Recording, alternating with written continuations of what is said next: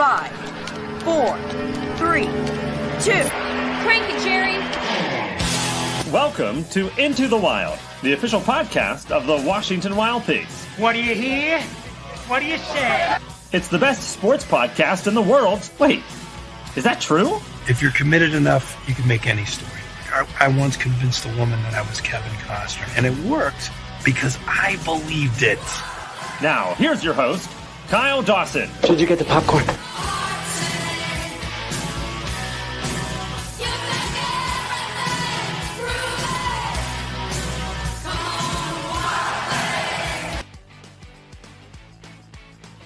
Back on the Wild Things Baseball Network as we put a bow on this one for you. A 5-0 Lake Erie victory here in the series opener ends Washington's 4-game home win streak. That was its longest of the season and will still be. Ends a 3-game win streak overall for Washington. They fall to 30-25, Lake Erie to 27-25.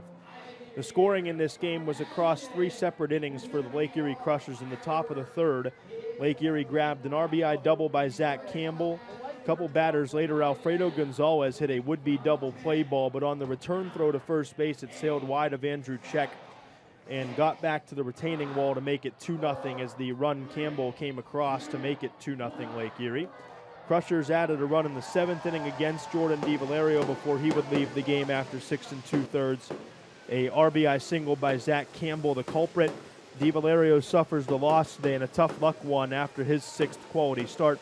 He's now 6-3, 6 2/3, 4 hits, 3 runs, 2 earned, with 8 strikeouts, 3 walks, and a hit batter. Chad Coles came in for Washington and pitched against 4 batters and got them all out. Ethan Brown would come on in the 9th and gave up a 2-run homer to Sam Franco, who was in the game in the spot of the injured Jaden Quinn. And he came up with a pinch hit, not a pinch hit home run, but his first trip to the plate was a home run. The 2-run shot made it 5-0 and ended the scoring. 2 outs, or 1 out single by Burl Dixon would be erased on a double play ball, and Ethan Brown would get out of it with just the 2 runs against, but he gets a no decision. In 1 inning of work, Ethan Brown allows 3 hits and 2 earned runs with no walks and no strikeouts in this contest. Brown had come in to his 2nd professional appearance, and now he has, I'd say, faced his first little bit of adversity with the 2-run homer by Franco here in this one, which made it 5-0. Washington did not have a runner at third base all night, only 3 hits. They had 1 base runner after the end of the 4th inning, and when you do that, that usually doesn't add up to a victory unless you were insane in the first 4 innings, and Washington was not. Had 2 base runners or 3 base runners in total in the first inning, 2 on to end the inning, and end up stranding a total of 5 in this game, all of them coming in the first 4 innings of the contest. 5 runs on 7 hits, no errors, 4 left for Lake Erie. No runs, 3 hits, an error, and 5 left for the Wild Things. The winner is Ethan Smith, 4-4. The loser, Jordan DiValerio, 6-3. Time of the game was 2 hours and 56 minutes, and again played in front of the first sellout of the year at EQT Park, in attendance of 3,286. Here on the Turnpike Rivalry Night and a Fireworks Friday presented by Pennsylvania Lottery. Tomorrow is Jimmy Buffett night. Parrot heads are welcome, in fact, more than welcome. Jimmy Buffett Hawaiian t-shirt to the first 1,000 fans. That, of course, will be at the gates tomorrow as we play the middle game of the 3-game series with the Lake Erie Crushers. Tomorrow night, Jack Eisenbarger for the Lake Erie Crushers, who's got a 3.21 ERA and a 4-2 record on the year, but he's been touched up by Washington twice. And the Wild Things will send left-hander Dominic Pacetti to the mound unless something is changed. Pacetti is 2-3 with a 4.45 earned run average on the season, coming off a couple of shaky ones on the road trip for the lefty. So he'll look to get back on track in his home venue tomorrow against a team he has already faced twice. I don't know that there's much to say. Jordan was okay. I thought for the most part, pretty good.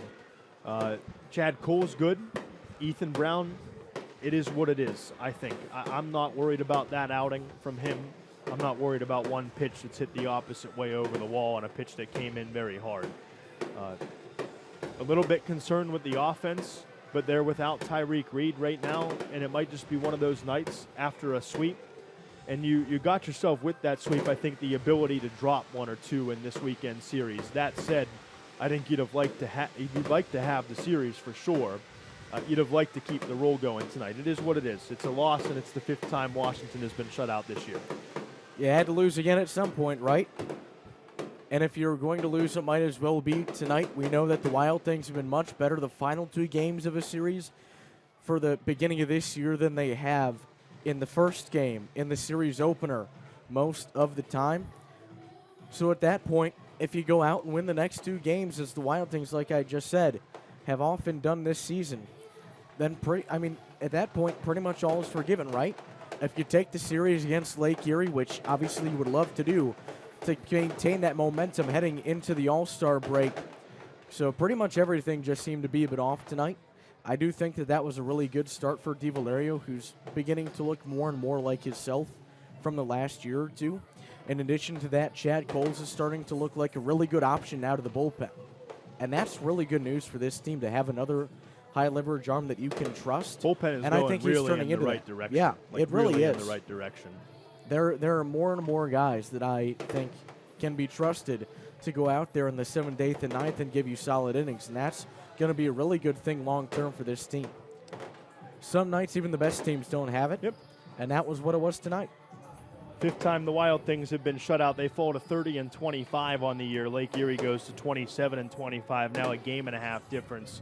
The only way Washington is not in first place at the All-Star break is with a series sweep at the hands of the Lake Erie Crushers.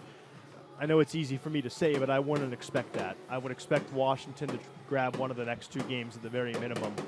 Maybe 2. So we'll see. Middle game is tomorrow at 7:05 p.m. 6 o'clock, the gates open at the ballpark. If you're interested, WashingtonWildThings.com. Our airtime is about 6:50 tomorrow night. For the middle game of this set, Eisenbarger against Pachetti. Again, unless something has changed on either side, that is the starting pitching matchup. It should be a good one. And we will have it for you tomorrow night on the Wild Things Baseball Network here from Washington, Pennsylvania and EQT Park on the Wild Things Baseball Network and the Frontier League Network. Powered by Home Team. Okay, bye. Friday of that 3-game weekend series. 1-2 called, strike 3 for DiValerio, and he's got his first punch out. 0-2 on the way, swung on and missed. In the turf, blocked by Autry, tag applied, 2 strikeouts for DiValerio, 1 away in the second. That's the beer batter, by the way. 0-2, swing and a miss. Vegas down on strikes, and the production side hits. Home run against Zach Kirby the Thursday to start that 10-game road trip, but he will become the 3rd strikeout victim of the inning on the swing for DiValerio. Fans the side in the second, and we'll go to the bottom of the second. I think he looks good in black and gold.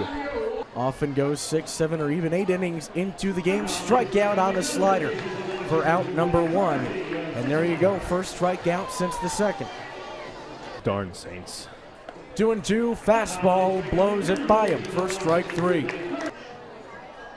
Here's the pitch, wave and a miss, first strike 3. DiValerio, a fastball off the outer edge, and Dixon went chasing. A really good changeup.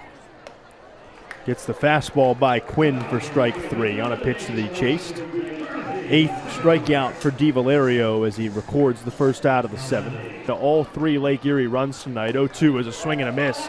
And Gomez dispatched on 3 pitches by Chad Coles to end the 7th.